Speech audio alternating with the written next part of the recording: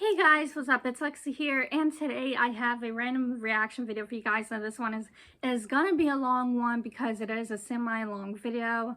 But today I am going to be checking out another Bale Spongebob conspiracy theory video. This is the second one, which is going to be the television theory. Now I believe there are probably about 8 or 9 total, and if you have not seen the first one, that I recommend going back into my reactions and watching that one as well, because I gotta tell you, this dude literally digs freaking in when it comes to this. Like, he does such good deep dive research in putting these different reactions together.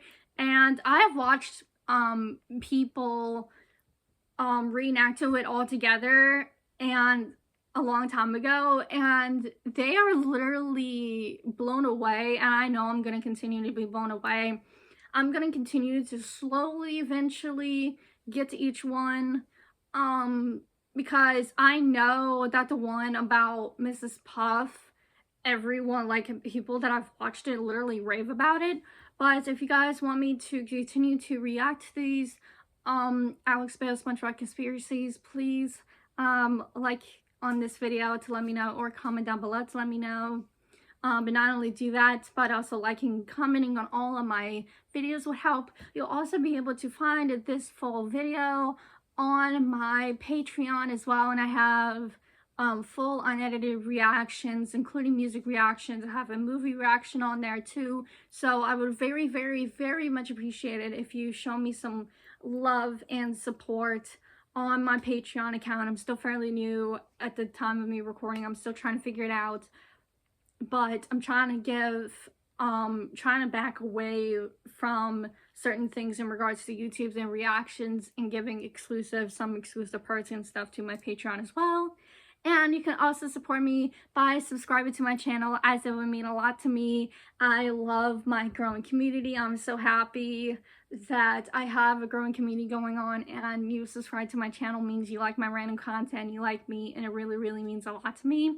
And if you subscribe, don't forget to hit the bell to get notified for when I post new videos, so you guys don't miss for whatever I post. And with that, I cannot no longer wait, so let's go ahead and jump into this. Show SpongeBob Squarepants is not what you think it is. There is a secret group of puppet masters who are always watching the citizens of Bikini Bottom and pulling the strings. Hidden within Bikini Bottom are spies that keep an eye on the characters and make sure everything goes to plan. This is a conspiracy that will fundamentally change the way you look at the show SpongeBob Squarepants, and I believe it's all actually intended by the creators, and I'm gonna prove it. This is the television theory. I am so intrigued. I absolutely love this guy's theory. I'm so intrigued for this. You guys had a great reaction to my Squilliam Fancyson theory, and I had a lot of fun making it. Check that video out if you haven't seen it. Lying, deceiving so bastard! I didn't even realize that! But trust me when I say that what I've discovered this time is much, much bigger. To start this theory, we have to go back to the very beginning of the very first episode of SpongeBob Squarepants. Ah, the sea. So fascinating. So wonderful. Here we see Bikini Bottom, teeming with life, home of one of my favorite creatures, SpongeBob Squarepants. Yes, of course he lives in a pineapple, you silly. So let me ask you a question. Who's speaking in this clip? Well, obviously that's just the narrator. We hear his voice many times throughout the show. Ah, Goo Lagoon, a stinky mud puddle for you and me. Ah, the Krusty Krab. Through these doors pass all the many kinds of undersea life. Puff's boating school, where diligent students learn the rules of the road. But who exactly is the narrator? Well, he's just the narrator, right? We're not supposed to think about who he is or why we're hearing him. Lots of shows have narrator framing devices we're not supposed to think about. Caillou was amazed that Mommy had made a rainbow. Oh my God, Caillou. Just like in the picture. But there's something different about this narrator. He sounds a lot like he's narrating a nature documentary. The ocean. From above, a simple blanket of water. But below, a complex world full of color, life, and wonder. Ah, the sea. So fascinating. So wonderful. Here we see Bikini Bottom, teeming with life. What if I told you that he's not just some random disembodied voice? He's an actual character in this universe. Here we are again at the Bikini Bottom Boating School. Today is once again the day of SpongeBob's boating school exam, but more importantly, this is the last test for the year. And if SpongeBob does not pass this one, it means another whole year of boating school! SpongeBob literally crashes into the fourth wall, and we actually get to see the narrator and the camera he's been filming with. The show SpongeBob Squarepants is not just a cartoon. Everything we see is a part of a nature documentary television show being filmed by scuba divers. And if you're still not convinced, I searched really hard and found an old SpongeBob DVD bonus feature that basically confirms everything. Since before time even existed, land-loving scientists have tried to learn the secrets of intelligence. Their studies led them to the sea, where the citizens of one undersea colony demonstrated a genius so enormous, the scientists felt compelled to record their actions for use in teaching mankind how to live better. The name of this miraculous place? Bikini Bottom. Poring over the mass of brainy masterminds scattered about this strange land, the scientists chose 6 Bikini Bottom residents at random to study. As the scientists marveled at the advanced knowledge and superior intellect of these 6 creatures, I went to college! They rolled their cameras and took notes. And now, finally, we can learn all of the things that these smarty pantsuses have to teach us. Life lessons from Bikini Bottom.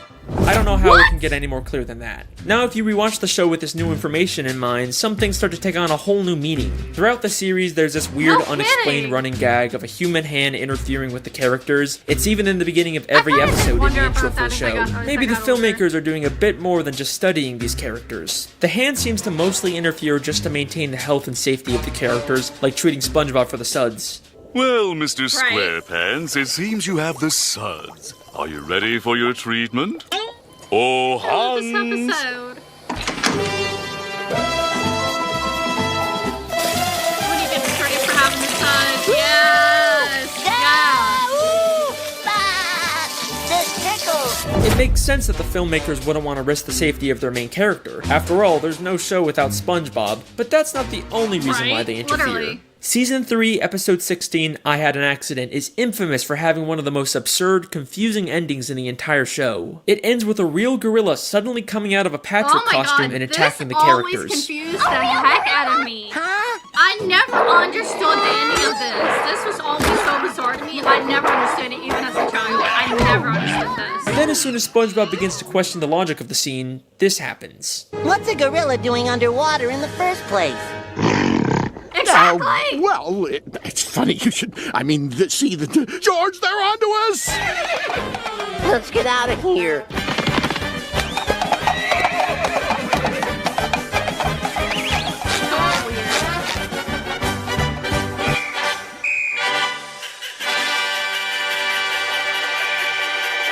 Literally my reaction.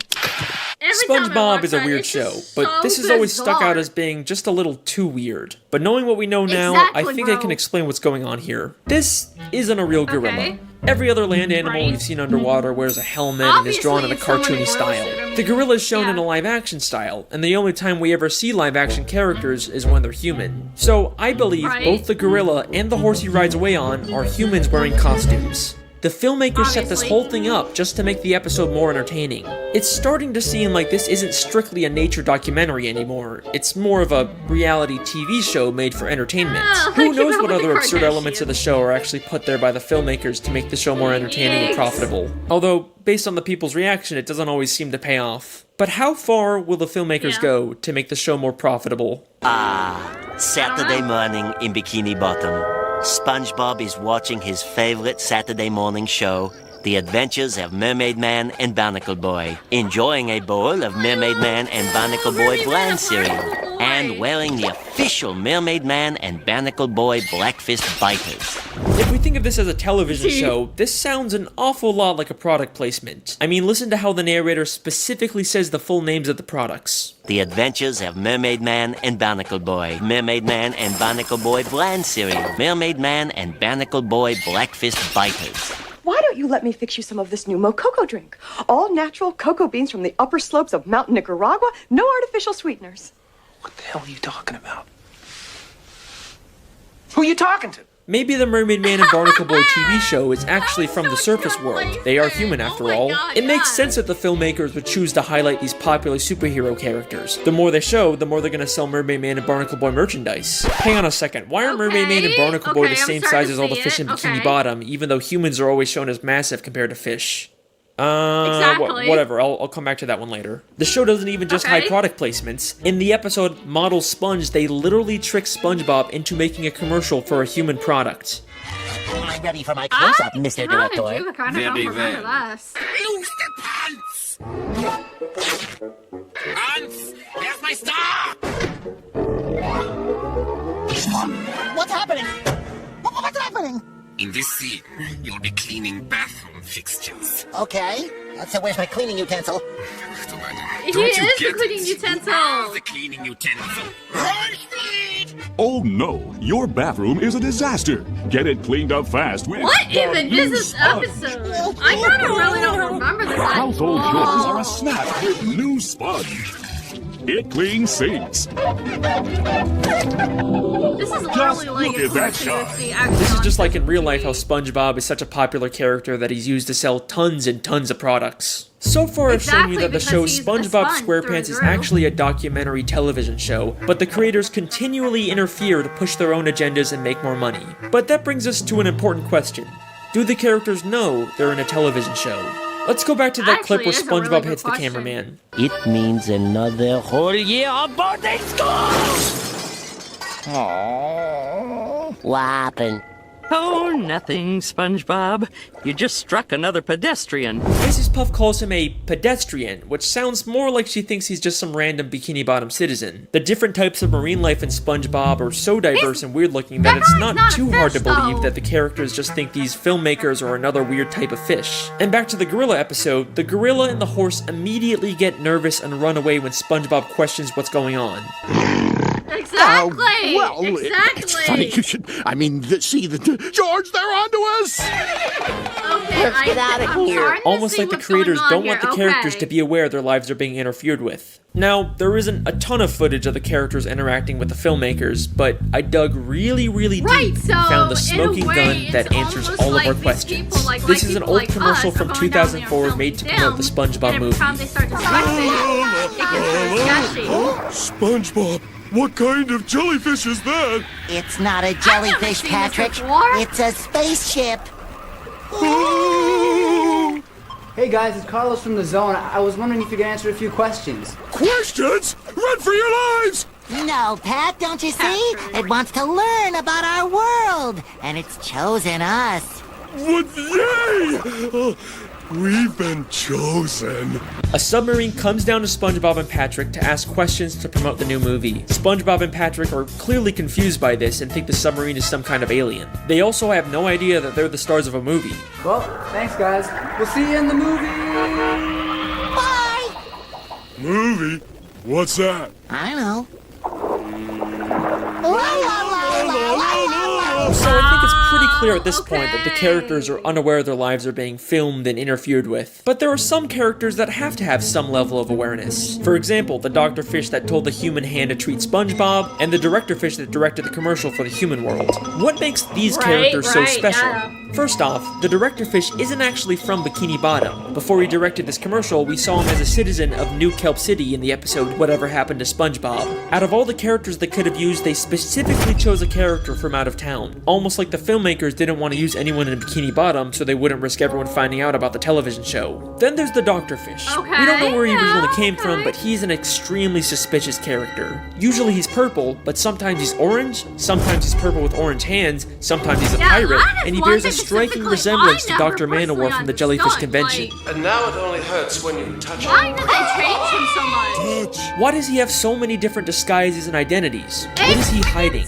I believe hidden throughout Bikini Bottom are spies like this, who are aware they're in a television show and keep tabs on the main characters and make sure everything goes to plan. There's so many suspicious characters in Bikini Bottom that it could literally be anyone. The mailman, the hot dog vendor, Old Man Jenkins, it could literally be anyone. But what if I told you that the biggest spy of all isn't some random side character? It's one of the main characters of the show. Someone who's been there from the very beginning. Someone who's not even from Bikini Bottom. Or Mr. Someone Krabs. who's not even from the ocean. That's right. Sandy Cheeks. Sandy Cheeks is the thrill-seeking, scientific squirrel from Texas who lives underwater in her tree dome. But why did she come to Bikini Bottom? In the episode Chimps Ahoy, we find out she was hired by a group of chimpanzees to come underwater and create inventions. But why does she need to be underwater to make inventions? She could have just as easily have made any of her inventions on land. It must be extremely expensive to maintain a giant dome of air underwater. There is no way the only reason she's here is to make random inventions. I think this whole episode is an elaborate ruse to throw off the other characters from the real reason Sandy is in Bikini Bottom. To spy on the main characters and make sure the show stays on track. Many of the times the characters are in danger, Sandy conveniently steps in to save the day, and many of the wacky, entertaining episode plots are driven by an invention Sandy creates. Everything she does is a calculated move to carry out the hidden agenda of the filmmakers. Her entire friendship with SpongeBob and the other characters is built on a lie. But you're probably saying, Sandy is a sweet, friendly squirrel. There's no way she's behind this. You're not convinced yet? That's okay, because what I'm about to show you is so mind-blowing, so insanely revealing, that it's actually the whole reason I decided to make this video. Get ready for the big one. Season 10, Episode 10, Feral Friends, is the episode that unlocks this entire mystery. During a birthday party, a green moon suddenly appears and turns everyone except Sandy into less evolved, real-life versions of themselves. Sandy is completely caught off guard by this and decides to call someone for help. And take a guess who she calls. The narrator? Hello, French narrator speaking. Hey, Frenchie! It's me, Sandy! Ah, Sandy Cheeks. How is it hanging? Oh, it's not hanging too good, Frenchie. You see, there's this... Don't say another word. I have been monitoring the behavior of the green moon all day. Huh, yeah, I guess that's a pretty interesting clip, yeah. Holy shit! Sandy literally calls the narrator to let him know what's going on and asks for instructions on what to do next. She has been working with him the entire fucking time. He even has a picture of her on his desk. I don't mean a curse, but holy fucking shit! This is where I originally planned on ending the video, but there is still one small issue with the television theory. Just one nagging plot hole that contradicts everything. If this is all a television show filmed by scuba divers, then how are we seeing inside the buildings? It's not like any of the humans filming the show could fit inside them. It's the one annoying thing that keeps this theory from being complete. I mean, the most logical explanation is that they have hidden cameras inside of everyone's homes, but we never really see anything like that. Holy shit. Season 6, Episode 24, Truth or Square. The SpongeBob 10th anniversary special where they reveal lots of stuff about the characters. But the most damning piece of evidence comes from when the characters get lost in the Krusty Krab vents and end up in a room full of monitors showing live footage of all of their homes. I think I have. It's been years. Oh! My house is on TV! All of our houses are on TV. Wait, Mr. Krabs freaking walked away! Gary the Snail, you get down from that bed this instant! Hey, there's my house! Look, it's Sandy! And who is the character responsible for all of these hidden cameras? Mr. Krabs, why do you have cameras watching us? Oh, I just want to make sure you all floss after every meal. Thank you, Mr. Krabs. Dental hygiene is very, very important. Liar! Dental hygiene? Eugene, you lying bastard. Of course he would sell out his friends for a quick buck. And if there's any part of you that thinks there's some chance Mr. Krabs has all these hidden cameras for some other reason, then take a look at what happens next. Hey, who are those guys? I think it's us, Patrick. But who are they? Alright, they're not even trying to hide it anymore. A cameraman and a boom operator have been following around the characters this entire time. And just like the gorilla, as soon as they get seen, they make a run for it. The case is closed. The television theory is something the show has consistently alluded to from the very first episode to the newest episodes. Maybe one day the show will actually directly address it and our characters will discover the real truth about their world. But regardless, that's my theory. I hope you guys enjoyed. Let me know what you think in the comments. Make sure to subscribe if you want to see more. See you next time. Hey, whoa, hang on a second. You thought I forgot about the Mermaid Man and Barnacle Boy thing, didn't ya? Alright, here's a quick bonus theory. I actually kinda did Mermaid too, Man and though. Barnacle Boy were two superheroes that fought crime underwater and protected the sea from evil. Whether or not they actually did this or was all staged for television isn't clear, but they both spent their lives underwater until they became old and retired. But after spending so much time under the sea, they no longer fit in with human society. Plus, Mermaid Man is clearly dealing with some form of dementia and PTSD from fighting evil. But you can't retire. There's evil afoot. What?